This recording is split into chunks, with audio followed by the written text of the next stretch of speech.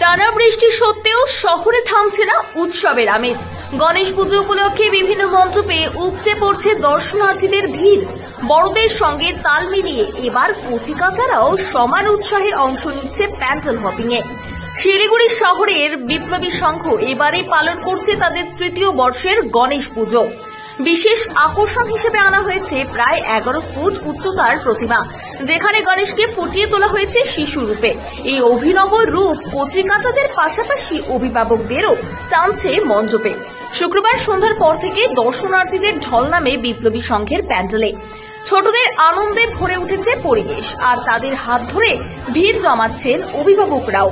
আয়োজকদের দাবি, প্রতিমার এই বিশেষ রূপে শুধু কচিকাচা নয়, সব বয়সের মানুষই সমানভাবে মুগ্ধ হচ্ছেন।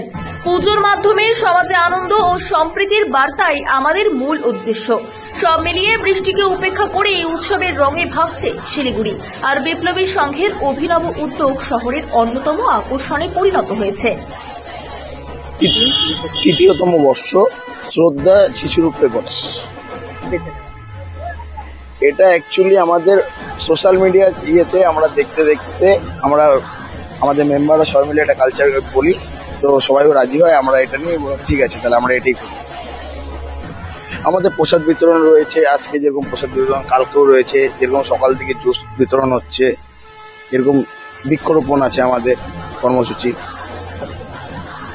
পরশুদিন ওপেনিং হয়েছে, আর হচ্ছে একটা সংস্থা আছে ওয়েলফেয়ার মুক্তধারা ওনাদেরকে নিয়ে ওপেনিং হয়েছে।